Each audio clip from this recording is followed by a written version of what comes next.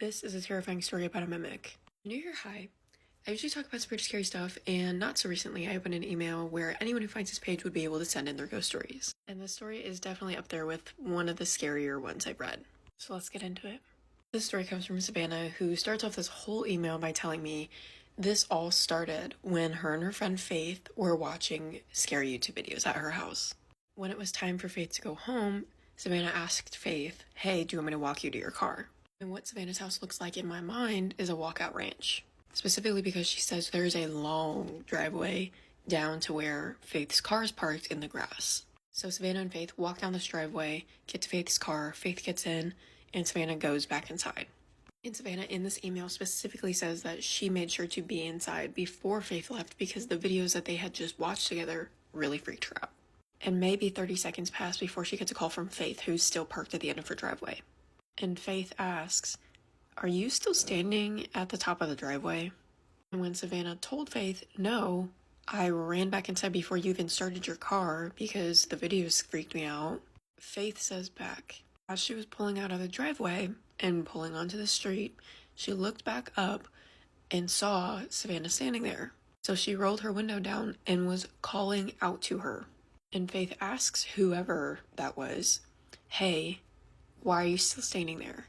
And Faith obviously did not get a response. And Savannah's friend also mentions that Savannah's face of the one that was standing at the top of the driveway was kind of red, and it looked like there was paint all over her face.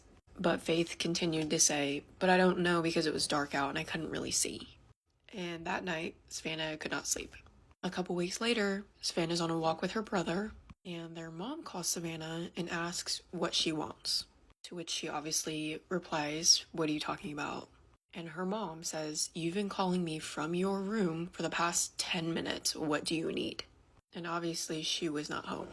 Then a few days after this, Savannah's grandma says that she heard Savannah's mom calling her, the grandma, up to her bedroom, and when the grandma peeked in, Savannah's mom was sleeping. But that is unfortunately not where it ends. Savannah mentions that she does live in Florida, and during Hurricane Helene, Savannah and her friends were all out sitting on her porch watching the rain come down.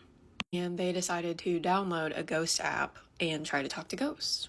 And Savannah says that they were getting some pretty weird responses, but nothing scary, until Faith, the one that saw that thing at the top of her driveway, jumps up and says, "Did you guys hear that?" and ran inside of Savannah's house. And that clearly freaked everyone out, so they all followed Faith inside. And when they asked her what was going on, Faith looked like she was going to cry. And Faith says that she heard a little girl's voice say hello. One of their other friends suggests, "Hey, why don't we get back on the ghost app and see if that little girl responds?" And the app started saying some really weird stuff. Words like burning, fire, dead, escape, kill. So Savannah looks up if there were any fires in their town. And there was. In 1959, in this town, a man burned a hotel down, and when he was interrogated about it, the police had gotten a tip from someone that said this guy was offered $20,000 to burn this hotel down, and when they asked the suspect, he denied it. Savannah concludes this whole email by saying that she does not think it's a coincidence that the app was saying the things that it was, and they found out about the crime. And I do just want to make note that she did send me the newspaper clipping of this happening in 1959. I'm not going to include that because there's just too much information about her in this story where I don't feel comfortable posting her little town too. And at that point, there'd be a lot of people.